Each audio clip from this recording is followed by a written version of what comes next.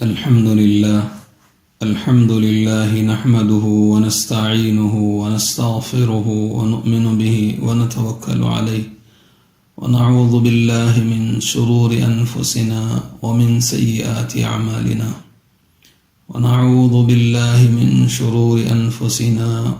سيئات أعمالنا من يهد الله فلا مضل له ومن يضلل فلا هادي له ونشهد أن لا إله إلا الله وحده لا شريك له ونشهد أن سيدنا ونبينا ومولانا محمدا عبده ورسوله صلى الله تعالى عليه وعلى آله وأصحابه وبارك وسلم تسليما كثيرا أما بعد فأعوذ بالله من الشيطان الرجيم بسم الله الرحمن الرحيم هو الذي بعث في الأميين رسولا منهم يتلو عليهم آياته ويزكيهم ويعلمهم الكتاب والحكمة وإن كانوا من قبل لفي ضلال مبين صدق الله العظيم۔ بزرگوں، دوستوں اور بھائیوں اور محترم خواتین، اللہ تعالیٰ نے آپ صلی اللہ علیہ وسلم کو قیامت تک کی انسانیت کے لیے آخری نبی بنا کر بھیجا ہے۔ آپ صلی اللہ علیہ وسلم کی بعثت سے پہلے کفار قریش میں نہ علم و ہنر تھا، نہ کوئی آسمانی کتاب تھی۔ ان کی جہالت اور وحشت ضرب المثل تھی۔ بت پرستی، اوہام پرستی، فسق و فجور ہی کا نام ملت ابراہیمی دے رکھے تھے۔ کعبۃ اللہ کا برہنہ طواف کرنے اور سیٹی بجانے کو عبادت سمجھتے تھے۔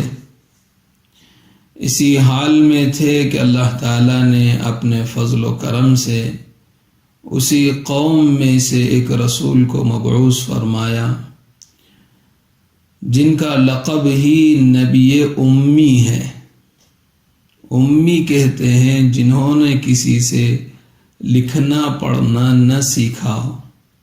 عام انسانوں کے لیے کسی سے لکھنا پڑھنا نہ سیکھنا عیب ہے، اور حضرات انبیاء علیہم السلام کے لیے کسی سے لکھنا پڑھنا سیکھنا عیب ہے، اس لیے کہ حضرات انبیاء علیہم السلام کو علم براہ راست اللہ تعالیٰ کے یہاں سے ملتا ہے۔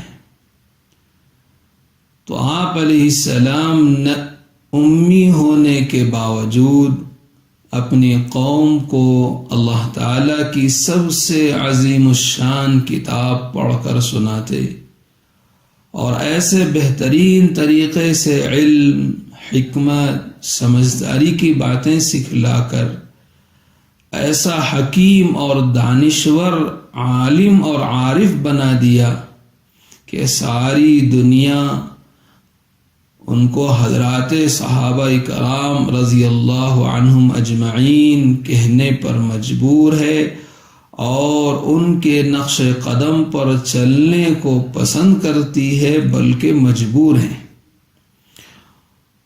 اور اگر ہم بھی آپ علیہ السلام کی ان باتوں پر عمل کریں گے تو اللہ تعالی ہماری ذلتیں عزتوں سے، پستیاں بلندیوں سے بدل دیں گے۔ ایک مرتبہ حضرت ابو ہریرہ رضی اللہ عنہ فرماتے ہیں کہ جناب رسول اللہ صلی اللہ علیہ وسلم نے ارشاد فرمایا، کون ہے جو ان باتوں کو مجھ سے لے پھر ان پر عمل کرے، یا ایسے لوگوں کو سکھلائے جو اس پر عمل کریں؟ حضرت ابو ہریرہ رضی اللہ عنہ فرماتے ہیں کہ میں نے کہا، یا رسول اللہ، اس کام کے لیے میں تیار ہوں۔ تو آپ علیہ السلام نے میرا ہاتھ پکڑ کر 5 باتیں گن کر بتلائیں۔ پہلا فرمایا اتق المحارم، تکن اعبد الناس، کہ حرام چیزوں سے بچو تو تم لوگوں میں سب سے بڑے عبادت گزار بن جاؤ گے۔ دوسری نصیحت فرمائی وَرَضَ بِمَا قَسَمَ اللَّهُ لَكَ تَكُنْ أَغْنَى النَّاسِ، اللہ تعالیٰ نے جو کچھ مقدر فرمایا ہے اس پر راضی ہو جاؤ تو تم لوگوں میں سب سے زیادہ غنی مالدار بن جاؤ گے۔ تیسری نصیحت فرمائی وَأَحْسِنْ إِلَى جَارِكَ تَكُنْ مُؤْمِنًا، پڑوسیوں کے ساتھ ہمدردی کرو تو تم مومن کامل بن جاؤ گے۔ چوتھی نصیحت فرمائی وَأَحِبَّ لِلنَّاسِ مَا تُحِبُّ لِنَفْسِكَ، دوسروں کے لیے وہی چیز پسند کرو جو تم اپنے لیے پسند کرتے ہو تو تم کامل مسلمان بن جاؤ گے۔ پھر پانچویں نصیحت فرمائی وَلَا تُكْثِرِ الضِّحْكَ فَإِنَّ كَثْرَةَ الضِّحْكِ تُمِيتُ الْقَلْبَ، زیادہ مت ہنسا کرو اس لیے کہ زیادہ ہنسنے سے دل مردہ ہو جاتا ہے۔ مذکورہ حدیث شریف میں آپ علیہ السلام نے ارشاد فرمایا حرام اور ناجائز سے اپنے آپ کی حفاظت کرو گے تو تم سب سے بڑے عبادت گزار انسان شمار کیے جاؤ گے، اس لیے کہ حرام سے بچنے کا نام ہی تقوی ہے۔ جیسا کہ نماز چھوڑنا حرام ہے، اس سے بچنے کا مطلب ہے کہ نماز پابندی سے پڑھے۔ رمضان المبارک کے روزے چھوڑنا حرام ہے، اس سے بچنے کا مطلب یہ ہے کہ روزہ رکھے۔ اور زکوٰۃ نہ دینا حرام ہے، اس سے بچنے کے لیے زکوٰۃ دے۔ اور حج فرض ہے تو حج نہ کرنا گناہ ہے، اور اس سے بچنے کے لیے آدمی حج کرے۔ جھوٹ بولنا حرام ہے، اس سے بچنے کے لیے سچ بولنا عبادت ہے۔ خیانت کرنا حرام ہے، اس سے بچنے کے لیے امانت کو اختیار کرنا عبادت ہے۔ نامحرم پر نگاہ جما کر دیکھنا حرام ہے، اس سے بچنے کے لیے فوراً اس کو چھوڑ دینا عبادت ہے۔ سینما، فلم، فحش پروگرام دیکھنا حرام ہے، خدا کے خوف سے اس کو چھوڑ دینا عبادت ہے۔ شراب پینا حرام ہے، خدا کے خوف سے اس کو ترک کر دینا عبادت ہے۔ سودی کاروبار کرنا حرام ہے، خدا کے خوف سے اس کو ترک کر دینا عبادت ہے۔ غرض ہے کہ حرام و ناجائز چیزوں کو چھوڑ دینا عبادت بن جاتا ہے۔ اس لیے جناب رسول اللہ صلی اللہ علیہ وسلم نے فرمایا اتق المحارم تکن اعبد الناس، اللہ تعالیٰ نے جن چیزوں کو حرام کر دیا ہے ان چیزوں کو چھوڑ دو تو دنیا کے تمام انسانوں میں سب سے بڑے عبادت گزار بن جاؤ گے۔ دوسری نصیحت آپ علیہ السلام نے فرمائی وَرَضَ بِمَا قَسَمَ اللَّهُ لَكَ تَكُنْ أَغْنَى النَّاسِ، کہ اس دنیا میں سب سے بڑا غنی، سب سے بڑا مالدار کون ہے؟ تو جناب رسول اللہ صلی اللہ علیہ وسلم فرماتے ہیں کہ سب سے بڑا غنی وہی شخص ہے کہ اللہ تعالیٰ نے اس کے لیے جتنا مقدر کیا ہے وہ اس پر خوش رہے اور یوں کہتا رہے کہ جو کچھ مجھے اللہ نے عنایت فرمایا ہزاروں لاکھوں کو اتنا بھی نصیب نہیں ہوا ہے۔ تو سب سے بڑا غنی آدمی ہو جائے گا۔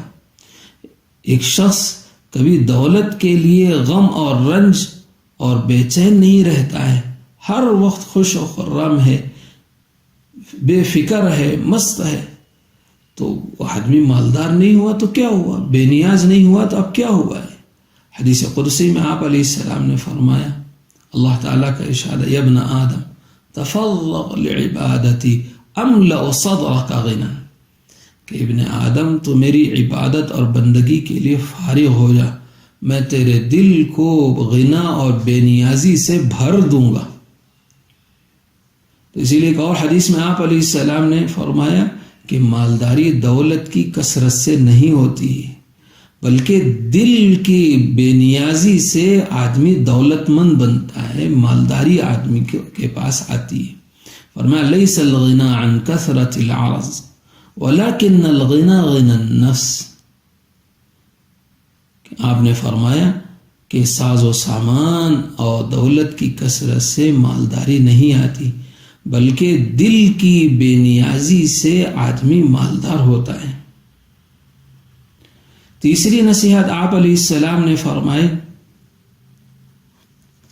وَأَحْسِنْ إِلَى جَارِكَ، کہ تم اپنے پڑوسیوں کے ساتھ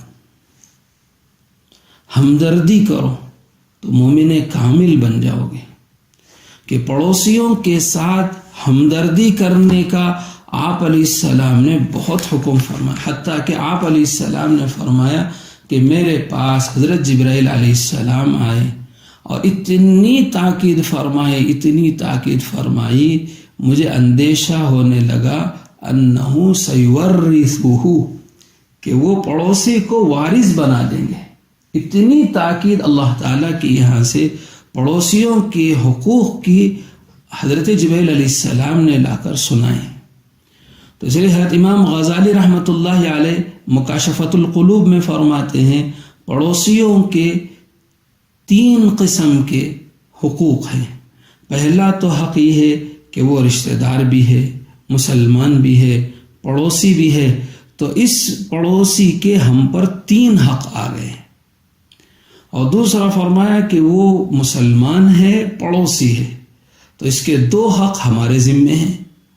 اور تیسرا فرمایا کہ صرف پڑوسی ہے، نہ رشتہ دار ہے نہ مسلمان ہے، غیر مسلم پڑوسی ہے، فرمایا کہ اس کا بھی 1 حق ہمارے ذمے ہو گئے۔ حضرت ابو ذر غفاری رضی اللہ عنہ فرماتے ہیں کہ حضور صلی اللہ علیہ وسلم نے بطور وصیت کے فرمایا کہ جب کھانے کی ہنڈیاں تیار کر لو تو اس میں ذرا شوربہ زیادہ کر دو تاکہ تم اپنے پڑوسی کے پاس بھی بھیج سکو۔ تو یہ حضرت ابو ذر رضی اللہ عنہ کے لیے صرف نصیحت نہیں تھی، بلکہ یہ دنیا کے تمام انسانوں کے لیے آپ علیہ السلام نے وصیت فرمائی۔ ایک اور روایت میں حضرت عبداللہ ابن عمر رضی اللہ عنہ جب ان کے یہاں کوئی بکری ذبح ہوتی تو وہ پوچھتے کہ ہمارے یہودی پڑوسی کے پاس بھی تحفہ بھیجا ہے کہ نہیں بھیجا ہے۔ اس لیے کہ پڑوسی کا حق اللہ تعالیٰ نے بالکل الگ تھلگ بیان فرمایا، چاہے وہ پڑوسی مسلمان ہو یا غیر مسلم ہو۔ لہذا ہمارے ملک میں ہر طرف ہندو بھائی ہمارے پڑوس میں رہتے ہیں، ہم ان کا خیال رکھیں، ان کے ساتھ ہمدردی کریں، ان کو اپنے یہاں سے کچھ ہدایہ بھیجتے رہیں۔ ایک تو یہ اللہ کا حکم ہے کہ ہم اپنے پڑوسیوں کے ساتھ ہمدردی کریں۔ اس سے آگے بڑھ کر فرمایا کہ اللہ کے نبی پاک صلی اللہ علیہ وسلم نے یہاں تک بیان فرمایا کہ تم اپنے گھر کی عمارت کو اتنی اونچی نہ کرو جس سے پڑوسی کا گھر ڈھک جائے، اس کے گھر میں ہوا پہنچنے سے رکاوٹ پیدا ہو جائے۔ ہاں البتہ اگر پڑوسی راضی ہے آپ کی عمارت کے اونچا کرنے سے تو کوئی حرج نہیں۔ اسی طریقے سے پڑوسی کے گھر کو بیکار نہ کر دو کہ اس کے اوپر، گھر کے اوپر سے ان کے گھر پہ تھوکا جا رہا ہے، کچرا پھینکا جا رہا ہے، ان کے گھر پہ چیزیں پھینکی جا رہی ہیں جس کی وجہ سے پڑوسی کو تکلیف ہو رہی ہے، کہ ایسے کام نہ کیے جائیں۔ اور ان کے اپنے گھر میں کوئی پھل فروٹ وغیرہ لے کر آئیں، اگر اتنی طاقت ہے کہ پڑوسی کے یہاں بھی دے سکتے ہیں تو ضرور پڑوسی کے یہاں بھیج دیں۔ اگر اتنی طاقت نہیں ہے تو پھر چھپا کر اپنے گھر میں لے جائیں، اور اس بات کی کوشش کریں کہ ہمارا بچہ وہ پھل فروٹ لے کر باہر نہ آئے، ورنہ غریب پڑوسی کے بچے کا دل پگھلے گا، اس کے دل کو تکلیف ہوگی، وہ کہے گا کہ کاش میرے ابا کے پاس بھی پیسے ہوتے تو میرے ابا بھی لے کر آتے۔ اس کے پڑوسی کو تکلیف ہوگی۔ بلکہ یہاں تک تاکید فرمائی کہ اگر آداب میں فرمایا کہ اگر آپ نے پھل فروٹ استعمال کیا ہے تو اس کے چھلکے بھی پڑوسی کے گھر کے سامنے مت ڈالو.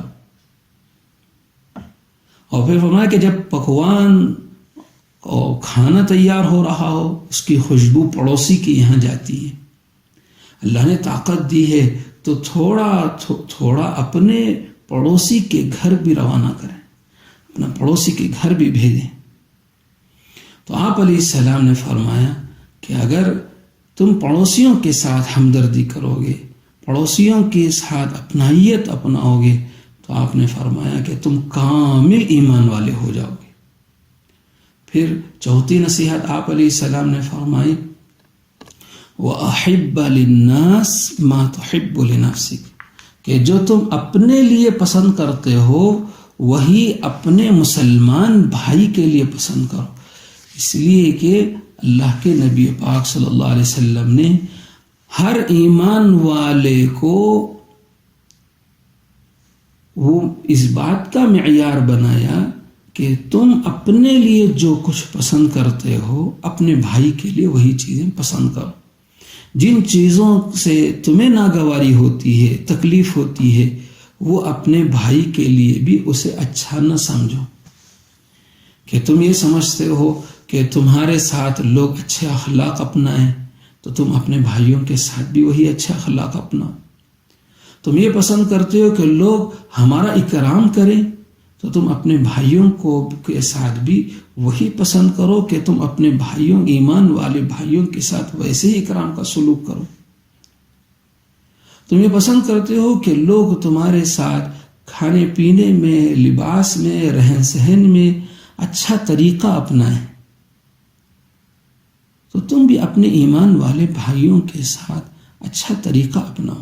اسی لیے حضرت رسول اللہ صلی اللہ علیہ وسلم نے فرمایا لا یؤمن احدکم حتی یحب لأخیہ ما یحب لنفسہ، کہ آدمی اس وقت تک کامل ایمان والا نہیں ہو سکتا جب تک اپنے مسلمان بھائی کے لیے وہی چیز پسند نہ کرے جو اپنے لیے پسند کرتا ہے. تو اس کے لیے معیار اپنی ہی ذات کو بنا دیا کہ جو کچھ تم اپنے لیے پسند کرتے ہو اپنے بھائیوں کے لیے پسند کرو، چاہے اخلاق میں ہو، کھانے پینے میں ہو، لباس میں ہو، رہن سہن میں ہو، کسی بھی چیز میں جو اپنے لیے تم پسند کرتے ہو اپنے بھائیوں کے لیے انہی چیزوں کو پسند کرو. پانچویں نصیحت آپ علیہ السلام نے فرمائی وَلَا تُكْثِرِ الضِّحْكَ فَإِنَّ كَثْرَةَ الضِّحْكِ تُمِيتُ الْقَلْبَ، کہ زیادہ ہنسنے سے اپنے آپ کو بچاؤ، اس لیے کہ زیادہ ہنسنے سے دل مردہ ہو جاتا ہے. دل مردہ ہونے کا مطلب یہ کہ نیک اعمال میں دل نہیں لگے گا. آہستہ آہستہ نیک اعمال سے آدمی کی دلچسپی ختم ہو جائے گی. نیک اعمال کرنا آدمی کو بوجھ محسوس ہوگا، اس لیے کہ دل مردہ ہو گیا ہے، دل مر گیا ہے. اسی لیے آپ علیہ السلام نے فرمایا کہ لو تعلمون ما اعلم لضحکتم قلیلا ولبکیتم کثیرا، اگر جو مجھے معلوم ہے اگر وہ تمہیں معلوم ہو جاتا تو تم ہنسنا کم کر دیتے اور رونا زیادہ کر دیتے.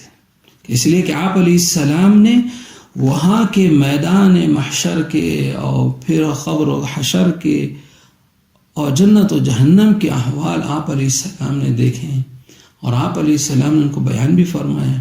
تو سارے احوال آپ علیہ السلام کی آنکھوں کے سامنے تھے. تو اس لیے آپ علیہ السلام فرماتے تھے کہ جو کچھ مجھے معلوم ہے اگر اس میں سے تمہیں معلوم ہو جاتا تو تم ہنسنا کم کر دیتے، رونا زیادہ کر دیتے. تو یہ آپ علیہ السلام نے 5 نصیحتیں فرمائیں. پہلا فرمایا اتق المحارم تکن اعبد الناس، کہ تم اللہ تعالیٰ کی حرام کردہ چیزوں کو چھوڑ دو، سب سے بڑے عبادت گزار بن شمار کیے جاؤ گے.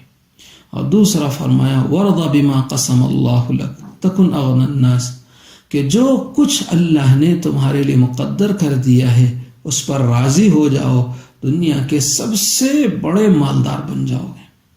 اور تیسرا فرمایا وَأَحْسِنْ إِلَى جَارِكَ تَكُنْ مُؤْمِنًا، کہ تم اپنے پڑوسیوں کے ساتھ ہمدردی کا سلوک کرو، تم کامل ایمان والے بن جاؤ گے. وَأَحِبَّ لِلنَّاسِ مَا تُحِبُّ لِنَفْسِكَ تَكُنْ مُسْلِمًا، کہ تم اپنے ایمان والے بھائیوں کے لیے انہی ساری چیزوں کو پسند کرو جو اپنے لیے پسند کرتے ہو، تو تم کامل مسلمان بن جاؤ گے۔ اور پانچویں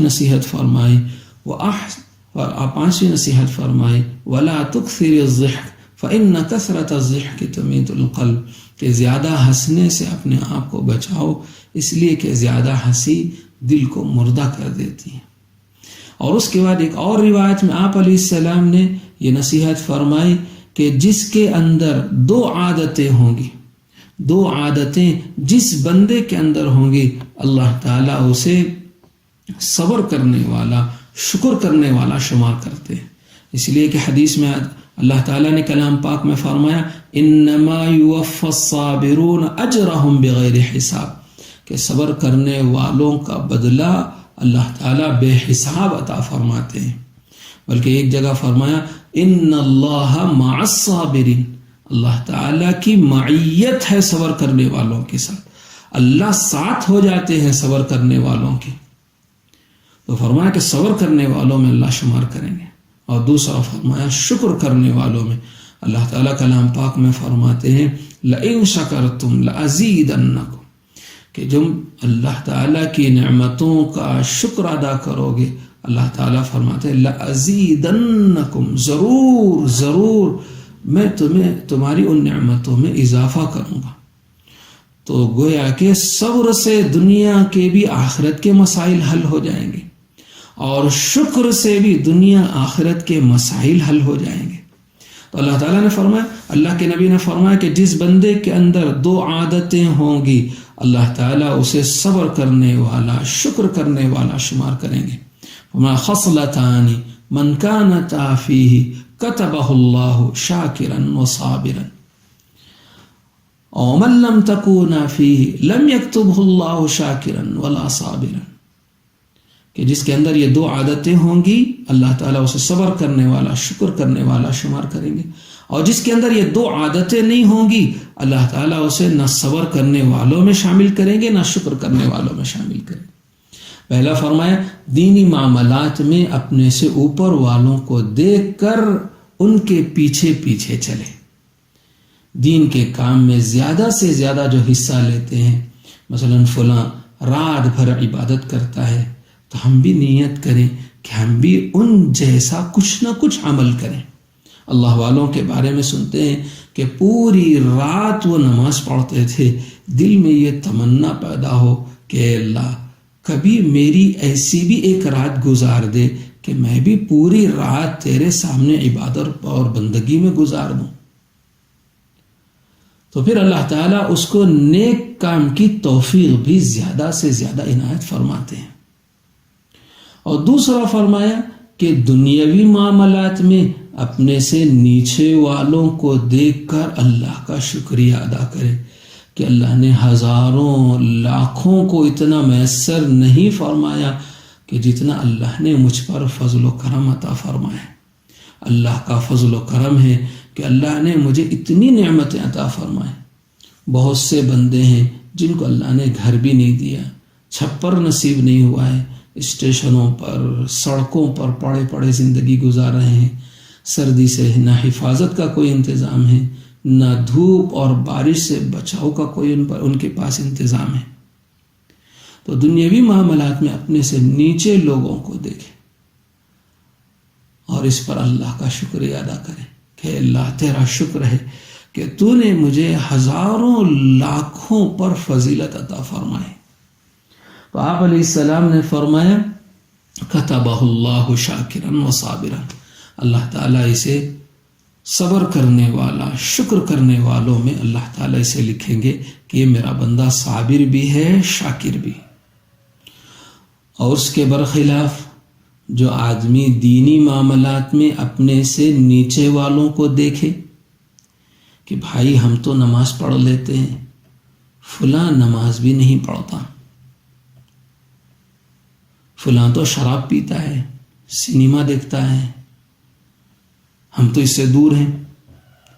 یعنی دینی معاملات میں اپنے سے نیچے والوں کو دیکھ رہے ہیں کہ ہم تو مثلا روزانہ ایک نماز پڑھ لیتے ہیں، فلاں تو جمعہ بھی نہیں پڑھتا یا صرف جمعہ پڑھتا ہے، یا ہم جمعہ پڑھتے ہیں، فلاں تو مہینے میں ایک بار بھی مسجد نہیں آتا۔ تو یہ کہ دینی معاملات میں اپنے سے نیچے والوں کو دیکھ رہے ہیں، اور اس کے برخلاف دنیاوی معاملات میں اپنے سے اوپر والوں کو دیکھ رہے ہیں اور افسوس کر رہے ہیں کہ کاش مجھے بھی فلاں کی طرح دولت مل جاتی، فلاں کی طرح میرے پاس بھی مال ہوتا، گاڑیاں ہوتی۔ اب اسی رنج و غم، بے چینی کی زندگی آدمی گزار رہا ہے۔ تو آپ علیہ السلام نے فرمایا وَمَن نَظَرَ فِي دِينِهِ إِلَى مَنْ هُوَ دُونَهُ وَنَظَرَ فِي دُنْيَاهُ إِلَى مَنْ هُوَ فَوْقَهُ فَأَسِفَ عَلَى مَا فَاتَهُ لَمْ يَكْتُبْهُ اللَّهُ شَاكِرًا وَلَا صَابِرًا۔ اللہ تعالیٰ نہ اسے، جس آدمی کو دنیاوی معاملات میں اپنے سے اوپر والوں کو دیکھنے کا مزاج ہے اور دینی معاملات میں اپنے سے نیچے والوں کو دیکھنے کا مزاج ہے، اللہ تعالیٰ نہ اسے صبر کرنے والوں میں شمار کریں گے، نہ شکر کرنے والوں میں شمار کریں گے۔ نہ دنیا میں بھی یہ آدمی ناشکرا رہے گا، ہر وقت رنج و غم میں مبتلا رہے گا، ہر وقت روتا رہے گا، اور آخرت میں جانے کے بعد وہاں بھی اس کا رنج و غم، افسوس اور اس کا دکھ کبھی ختم نہیں ہوگا۔ وہاں بھی آدمی روتا رہے گا، اس لیے کہ وہاں کے بدلے وہ سارے صبر و شکر پر تھے، اور یہ دنیا میں صبر اور شکر کے ساتھ دنیا میں نہیں رہا۔ تو اس لیے فرمایا کہ دینی معاملات میں اپنے سے اونچوں کو دیکھ کر کچھ نہ کچھ اپنے دل میں ارادہ کرنا کہ ان کی تو زندگیوں میں برسوں کی برسوں راتیں ایسی گزری، دنوں کے دن ان کے ایسے گزرے، میری زندگی کا کوئی ایک دن ایسا ہو جائے، میری زندگی کی کوئی ایک رات ایسی ہو جائے۔ خواجہ ابو الحسن خرخانی رحمۃ اللہ علیہ فرماتے ہیں کہ آدمی کا وہ دن جو اس نے کوئی نافرمانی نہیں کی، ایسا ہے جیسے اس نے اپنے نبی کے ساتھ وہ دن گزارا ہے۔ حضرت مجدد الفسانی رحمۃ اللہ علیہ فرماتے ہیں اس امت میں ایسے افراد بھی گزرے ہیں کہ 20 سال تک برائی لکھنے والے فرشتے کو برائی لکھنے کا موقع نہیں ملا ہے۔ تو ایسے تو ہزاروں انہوں نے زندگیاں، ہزاروں دن ان کے پاس ہیں۔ ہم یہ تمنا کریں کہ میری زندگی کا کوئی ایک دن ایسا نکلے، کوئی ایک رات ایسی نکلے۔ تو یہ ہے نیک لوگوں کی تابعداری کرنا، نیک لوگوں کے پیچھے چلنا، اور دنیاوی معاملات میں اپنے سے نیچے والوں کو دیکھنا۔ کتنے فٹ پاتھوں پر، سڑکوں پر، اسٹیشنوں پر، چوراہوں پہ زندگیاں گزار رہے ہیں۔ اللہ نے ہمیں عزت کی چھت دی ہے، اور اللہ نے ہمیں عزت کی روزی دی ہے، اس پر اللہ کا شکریہ ادا کرنا، اور اللہ سے اس بات کی، اللہ سے پناہ مانگنا کہ اللہ ہمیں ان لوگوں میں شامل نہ کرے جو دینی معاملات میں اپنے سے نیچوں کو دیکھتے ہیں اور دنیاوی معاملات میں اپنے سے اوپر والوں کو دیکھتے ہیں۔ دوسری جگہ آپ علیہ السلام نے نصیحت فرمائی کہ جس شخص میں 3 باتیں پائی جائیں گی اس کے لیے اللہ تعالی جنت میں پہنچنا آسان فرما دیتے ہیں۔ تو پہلا آپ علیہ السلام نے فرمایا کہ جس آدمی میں یہ 3 باتیں ہوں گی، اللہ تعالیٰ اس کے لیے جنت کا راستہ آسان فرما دے۔ پہلا فرمایا من اکل طیبا، جو آدمی پاک کھانے کا اہتمام کرے، اپنے لقمے کو پاک کر لے۔ حضرت سعد بن ابی وقاص رضی اللہ عنہ آپ علیہ السلام کے پاس آئے، فرمایا کہ اللہ کے نبی میں مستجاب الدعوات بننا چاہتا ہوں، کیا کروں؟ مستجاب الدعوات کہتے ہیں کہ جو دعا مانگے اللہ ان کی دعا قبول کر لے۔ تو انہوں نے فرمایا کہ اللہ کے نبی میں مستجاب الدعوات بننا چاہتا ہوں، کیا کروں؟ آپ علیہ السلام نے فرمایا اطب مطعمک تکن مستجاب الدعوات، کہ تم اپنے لقمے کو پاک کر لو، اللہ تمہیں مستجاب الدعوات بنا دیں گے، کہ اپنا لقمہ پاک ہو۔ کہ اسی لیے فرمایا کہ لقمہ سمندر ہے، خیالات موتی ہیں۔ لقمہ پاک ہوگا، خیالات پاک آئیں گے۔ لقمہ گندا ہوگا، خیالات بھی گندے پیدا ہوں گے۔ تو اسی لیے اللہ کے نبی نے فرمایا کہ من اکل طیبا، جو آدمی پاک کھانے کا، لقمے کو پاک رکھنے کا اہتمام کر لے. اور دوسرا فرمایا وَعَمِلَ فِي سُنَّتِهِ، کہ آپ علیہ السلام کی سنتوں پر چلنے کا اہتمام کریں، آپ علیہ السلام کی سنتوں کا عادی بن جائیں. اس کے لیے ہمارے بزرگوں میں حضرت مولانا شاہ ابرار الحق صاحب رحمۃ اللہ علیہ فرماتے تھے کہ 3 سہل اور آسان سنتیں ایسی ہیں جن پر عمل کرنے سے بقیہ سنتوں پر عمل کرنا آسان ہو جاتا ہے. پہلا فرمایا سبقت سلام کثرت سلام، کہ سلام میں پہل کرنا، ہر ایک کو سلام کرنا، کہ ہر ایک کو سلام کرنا، سلام میں پہل کرنا. دوسرا فرمایا اوپر چڑھتے ہوئے اللہ اکبر کہنا، نیچے اترتے ہوئے سبحان اللہ کہنا، درمیانی زمین میں الحمدللہ کہتے رہنا. اور تیسری سنت فرمایا کہ ہر اچھے کام کی ابتدا سیدھے طرف سے کرنا. کسی کو کوئی چیز دینا ہو، لینا ہو، رکھنا ہو، اٹھانا ہو، حتیٰ کہ سوئچ آن کرنا ہو یا اسے بند کرنا ہو، یا بچے کو کوئی چیز دینا ہو یا بچے سے کوئی چیز لینا ہو، تو ان سب میں سیدھے ہاتھ کو آگے بڑھانا. بچوں کو بھی اس کا عادی بنانا کہ بیٹا سیدھے ہاتھ سے لینا دینا سنت ہے، کھانا پینا سیدھے ہاتھ سے سنت ہے، بائیں ڈاویں ہاتھ کا ہرگز استعمال نہ کرے. کھانے پینے میں، اٹھانے رکھنے میں فرمایا کہ سیدھے ہاتھ کا استعمال کرے. اور ہر وہ چیز جو ناپسند ہو، شریعت کی نگاہ میں ناپسند ہو، جو ناپسندیدہ چیزیں ہیں، ان کے لیے بائیں ہاتھ کا، ڈاویں ہاتھ کا استعمال کرنا، دامی طرف کا استعمال کرنا.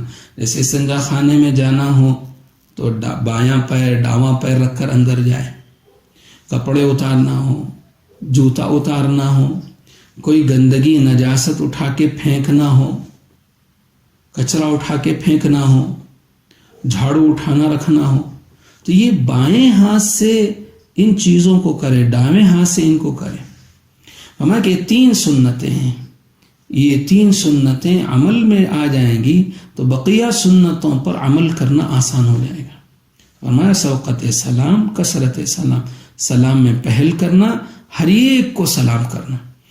اسی لیے آپ علیہ السلام نے فرمایا البادی بالسلام بریء من الکبر، سلام میں پہل کرنے والا تکبر سے بری ہو جاتا ہے.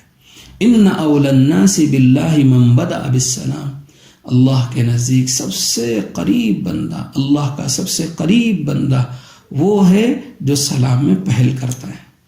اس لیے سلام میں پہل کرنا، ہر ایک کو سلام کرنا، علی من عرفت ومن لم تعرف، جسے پہچانتے ہو جسے نہ پہچانتے ہو، ہر ایک کو سلام کرنا. اور اوپر چڑھتے ہوئے اللہ اکبر، نیچے اترتے ہوئے سبحان اللہ، درمیانی زمین میں چاہے گھر میں چلتے پھرتے ہوں، راستوں پہ چلتے پھرتے ہوں، الحمدللہ کہتے رہنا.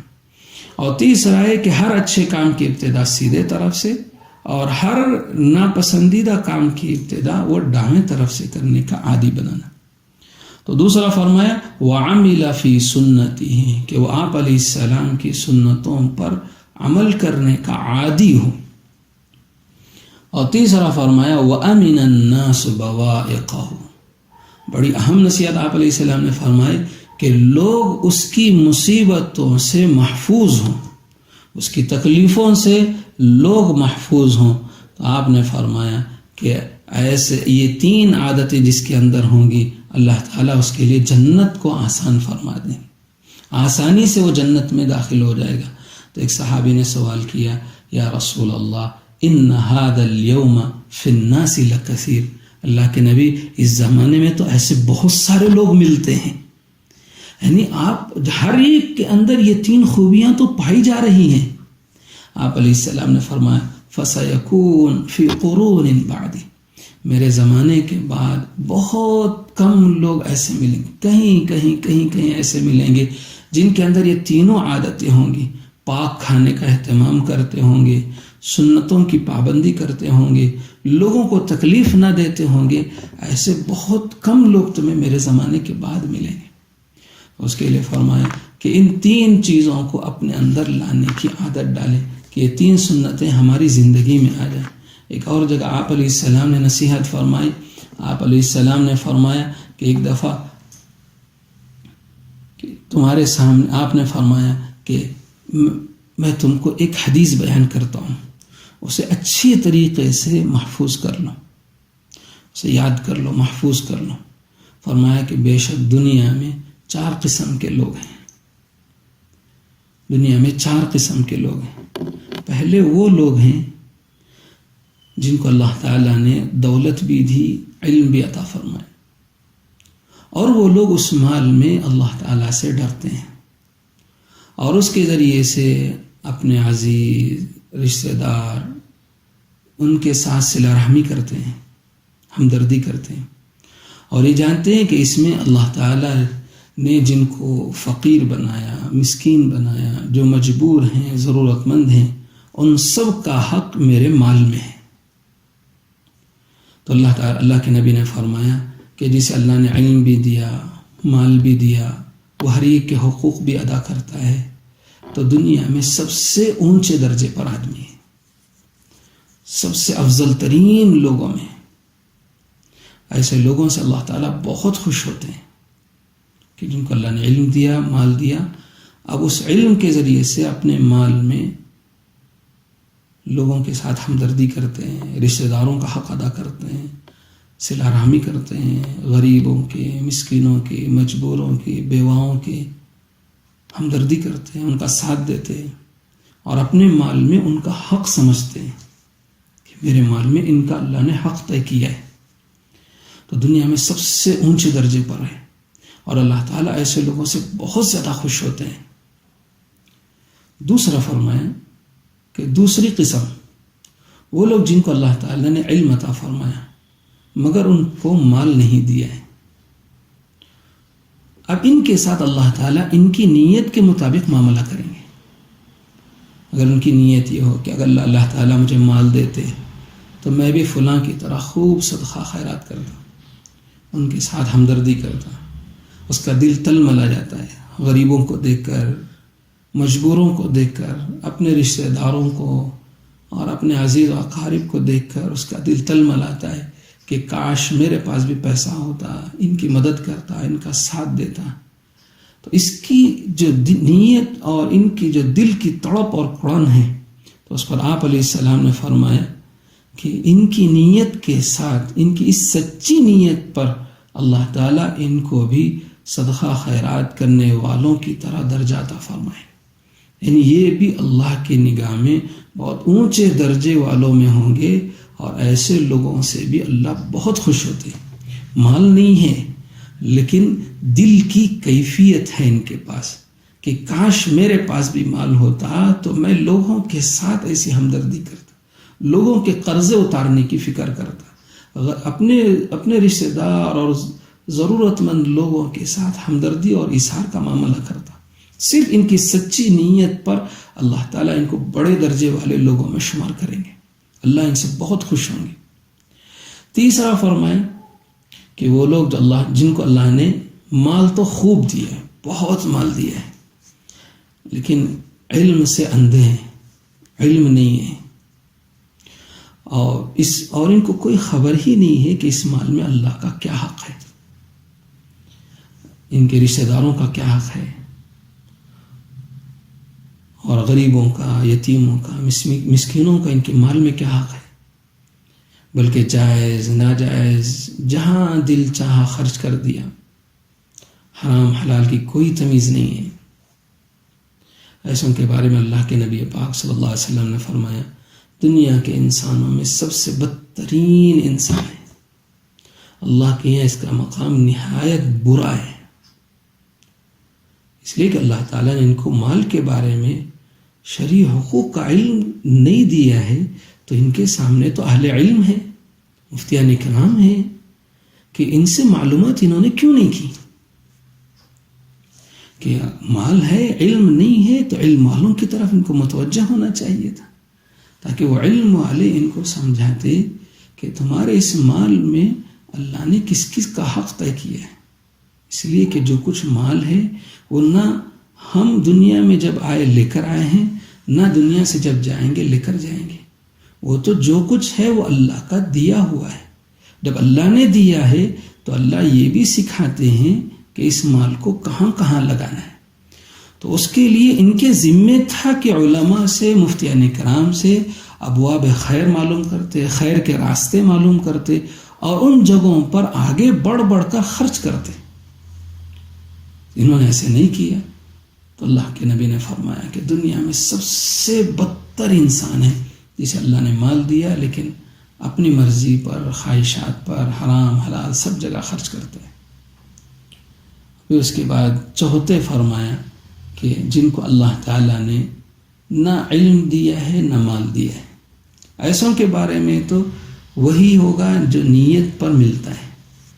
اگر ان کی نیت یہ ہے کہ میرے پاس بھی مال ہوتا تو میں بھی عیاشیاں کرتا، برائیوں میں خرچ کرتا، فلاں برائی برسوں سے میرے دل میں بیٹھی ہوئی وہ برائی میری پوری نہیں ہوئی، فلاں تمنا ناجائز تمنا وہ پوری نہیں ہوئی، پیسہ ہوتا تو وہ پورا کرتا، نعوذ باللہ.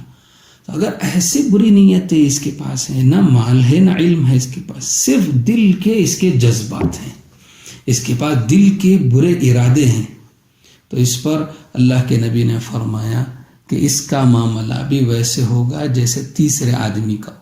اس کو بھی وہی سزا دی جائے گی جو ناجائز خرچ کرنے والے مالدار کو دی جاتی ہے. اس لیے کہ اس کی بھی وہی نیت ہے جو اس مالدار بے علم مالدار کی نیت ہے، تو اس کے ساتھ بھی اللہ تعالیٰ وہی معاملہ کریں گے جو اس کے ساتھ کریں. تو آپ علیہ السلام نے فرمایا کہ دنیا میں 4 قسم کے لوگ ہیں. یا تو اللہ نے تمہیں علم بھی دیا ہوگا، مال بھی دیا ہوگا، اب سمجھداری کے ساتھ تم اسے خرچ کرو. یا اللہ نے علم تو دیا ہے، مال نہیں دیا ہے، اب اس میں ہے کہ اب تمہارے دل کے جذبات بڑھا دو، کہ جو دل کے جذبات ہیں بڑے ایسے بڑے دل کے جذبات رکھو کہ اللہ مجھے دیتے تو ضرور میں خرچ کرتا، اللہ دیتے ضرور خرچ کرتا. اور جو اپنے پاس ہے طاقت کے بقدر خرچ بھی کر کے دکھائیں، اپنے پاس جو کچھ ہے طاقت کے بقدر خرچ بھی کر کے دکھائیں. اور تیسرے اور چوتھے سے اپنے آپ کو بچائیں کہ اللہ نے اگر مال دیا ہے، علم نہیں ہے، فوراً اہل علم کی طرف متوجہ ہوں، علماء کرام مفتیان کرام کی طرف متوجہ ہوں. وہ انشاءاللہ آپ کی ضرور رہبری کریں گے، صحیح رہبری کریں گے، اس میں آپ کی آخرت سنورے گی. دنیا تو کچھ جاتی ہوئی، کچھ پیسے جاتے ہوئے نظر آئیں گے کہ کہیں عمارت بنا دیے دینی کام کے لیے، کہیں مسجد بنا دیے، کہیں قبرستان کے لیے جگہ خرید کے آپ نے دے دی، کچھ پیسے جاتے ہوئے نظر آئیں گے، زمین کے کچھ ٹکڑے جاتے ہوئے نظر آئیں گے، لیکن آخرت آپ کی سنور جائے گی. اور چوتھا تو بننے سے اپنے آپ کی پوری حفاظت کریں. علم بھی نہیں ہے، مال بھی نہیں ہے، صرف دل کے جذبات اور ارادوں کی وجہ سے آدمی پکڑ میں آ جائے. اس کے لیے آپ علیہ السلام نے فرمایا کہ یہ دنیا 4 قسم کے لوگوں کے لیے، پہلے 2 قسم کے بنے، بعد کے 2 قسم کے بننے سے اپنے آپ کی حفاظت فرمائے. پھر ایک جگہ آپ علیہ السلام نے نصیحت فرمائی کہ 3 چیزیں میں قسم کھا کے بیان کرتا ہوں. آپ علیہ السلام اور قسم، آپ علیہ السلام کا ایک جملہ ہی دل و جان سے فدا ہونے کے لیے کافی ہے. آپ علیہ السلام صرف ایک بات کہہ دیں تو دل و جان سے قربان ہونے کے لیے کافی ہے.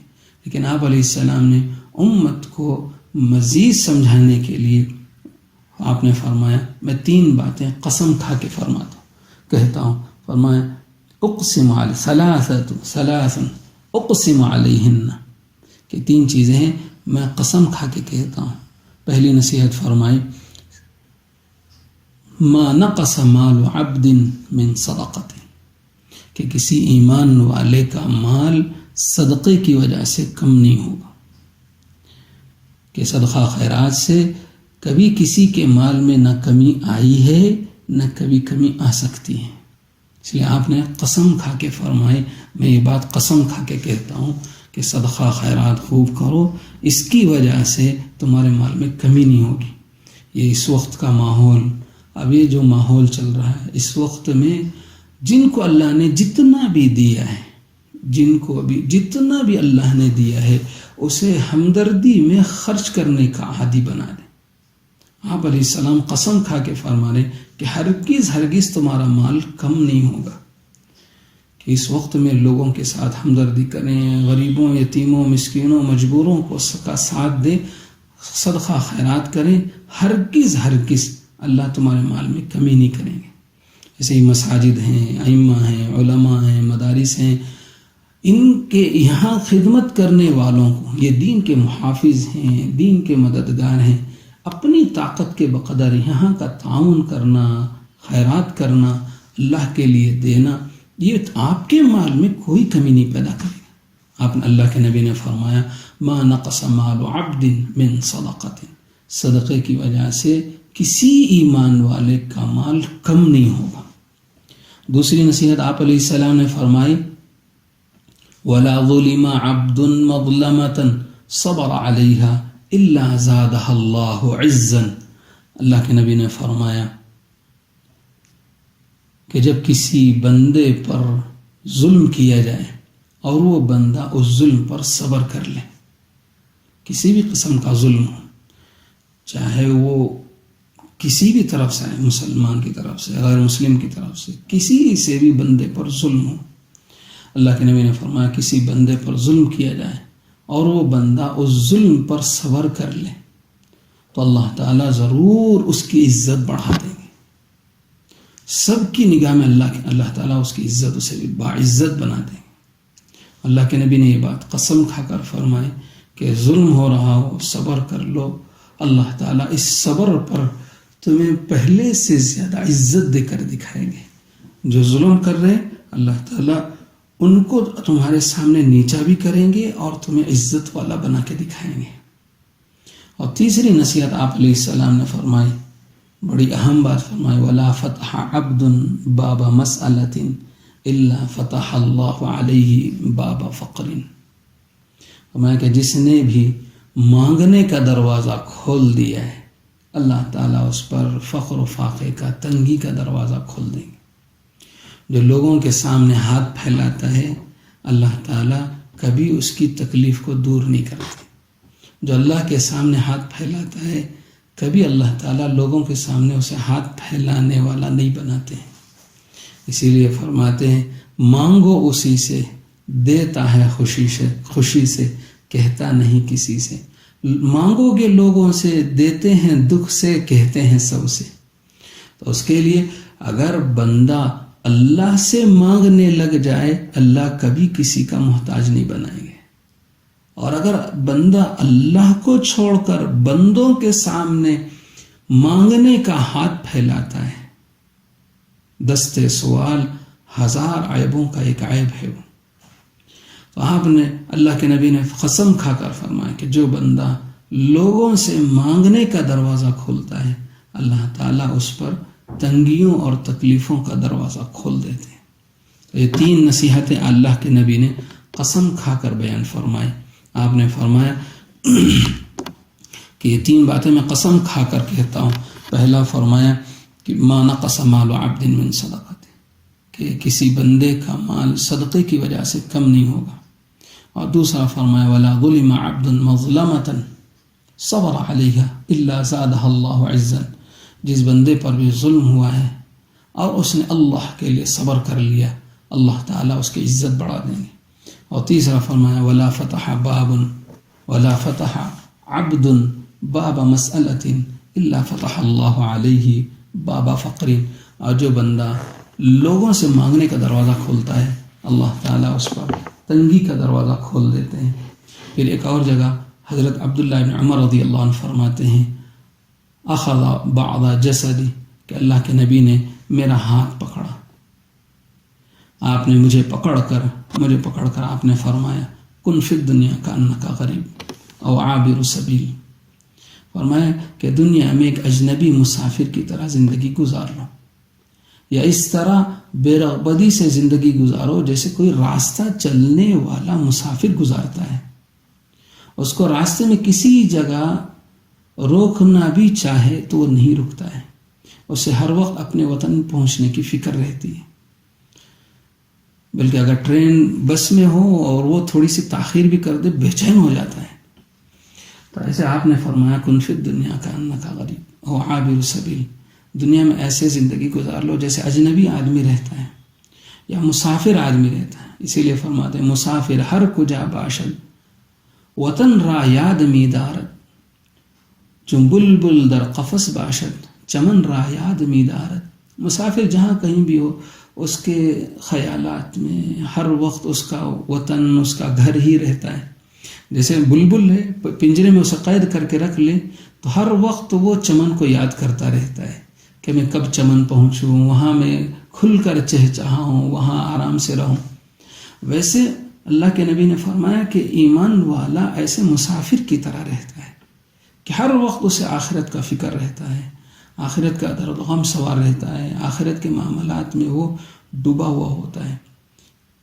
پھر آپ علیہ السلام نے فرمایا وعد نفسک من اہل القبور, اپنے آپ کو قبر والوں میں شمار کرو. اس لیے فرمایا کہ اپنے آپ کو قبر والوں میں شمار کرو, کہ جیسے قبر میں جانے والے کو ہمیشہ اب اپنی اگلی منزلوں کا فکر سوار رہتا ہے کہ اب میرا محشر میں کیا ہوگا, وہاں کے میرے نام اعمال کیا ہوں گے, اب میری نمازیں اتنی چھوٹ گئی ہیں, اب وہ کیسے جواب دوں, میں نے اتنے روزے چھوڑ دیے کیسے جواب دوں, میری اتنے سالوں کی زکوٰۃ رہ گئی کیسے جواب دوں, میرے اوپر حج فرض تھا حج نہیں کیا کیسے جواب دوں اللہ کے یہاں. کہ آپ جیسے وہ قبر والا ہمیشہ دکھ میں رہتا ہے, اور میں کہ اپنے آپ کو قبر والوں میں شمار کرو. ابھی کہ جیسے قبر والے کو کسی کے نقصان یا فائدے کی نہ خوشی غم ہوتی ہے, ویسے رہو دنیا والوں کے نقصان کا, ان کے مال کے نقصان کا, ان کی چیزوں کے نقصان کا, یا ان کے فائدوں کا, ان کے پیسوں کے ملنے کے خوشی اور غم میں مت پڑے رہو. اپنی فکر میں رہو کہ میری قبر کا کیا ہوگا, میرے حشر کا کیا ہوگا. اس کے لیے ہر ایک کے بارے میں فکر کرو کہ ہر ایک کی قبر حشرہ تیار ہو جائے, اس کی جنت تیار ہو جائے, ہر ایک ایمان والا جہنم سے بچ جائے. اسی فکر میں اپنی زندگی گزارے. تو پھر آپ علیہ السلام نے بڑی اہم نصیحت آپ نے آخر میں فرمائی, خذ من صحتک قبل سقمک, بیماری سے پہلے صحت کے زمانے کو غنیمت سمجھ لو, ومن حیاتک قبل موتک, اور موت سے پہلے زندگی کو غنیمت سمجھ لو. آخر میں بڑا عجیب جملہ آپ علیہ السلام نے فرمایا فَإِنَّكَ لَا تَدْرِي يَا عَبْدَ اللَّهِ مَا اسْمُكَ غَدًا. فرمایا کہ اس لیے کہ اللہ کے بندے کل تمہیں معلوم نہیں ہے کہ تمہارا نام کن لوگوں میں ہوگا. فرمایا کہ یا عبداللہ کل تمہارا نام کن میں ہوگا معلوم نہیں. فَإِنَّكَ لَا تَدْرِي يَا عَبْدَ اللَّهِ مَا اسْمُكَ غَدًا, کہ اے عبداللہ تمہیں معلوم نہیں ہے کہ کل تمہارا نام کن میں ہوگا, کہ زندوں میں ہوگا, مردوں میں ہوگا, صحت مند لوگوں میں ہوگا, بیماروں میں ہوگا, جوانوں میں ہوگا, بڑھاپے میں بوڑھے لوگوں میں ہوگا, کس میں تمہارا شمار ہوگا معلوم نہیں. اس لیے حضرت شیخ سعدی رحمۃ اللہ علیہ فرماتے ہیں خیر کن اے فلاں وغنیم الشمار عمر زاں بیشتر کی بانگ بر آیت فلاں امان, کہ بھلائی کر لو اے فلاں, بھلائی کر لو اور اس عمر کو غنیمت سمجھ لو, اس سے پہلے کہ آواز آئے کہ فلاں آدمی آج دنیا میں نہیں رہے. تو اس کے لیے آپ علیہ السلام کی یہ نصیحتیں ہیں. اللہ تعالیٰ سے دعا کریں کہ اللہ تعالیٰ مجھے بھی آپ کو بھی امت مسلمہ کے ہر فرد کو حضرت رسول اللہ صلی اللہ علیہ وسلم کی مبارک اور پاکیزہ نصیحتوں پر چلنے کی توفیق عطا فرمائے, اور امت مسلمہ کے ہر فرد کو اللہ تعالیٰ آپ علیہ السلام کی ان ہدایات اور ان باتوں پر عمل کرنے کی توفیق عطا فرمائے. امت پر سے جو اللہ نے حالات بھیجے ہیں ان حالات کو اللہ تعالیٰ جلد سے جلد امت پر سے دور فرمائے, اور جو جس حال میں بھی پریشان ہیں اللہ تعالیٰ ان کی پریشانیوں کو دور فرمائے. جو بیمار ہیں اللہ تعالیٰ ان کو صحت اور زندگی نصیب فرمائے. اللہ تعالیٰ ہم سب کو عمل کی توفیق عطا فرمائے. جزاکم اللہ خیر. وآخر دعوانا ان الحمد للہ رب العالمین. السلام علیکم ورحمۃ اللہ وبرکاتہ.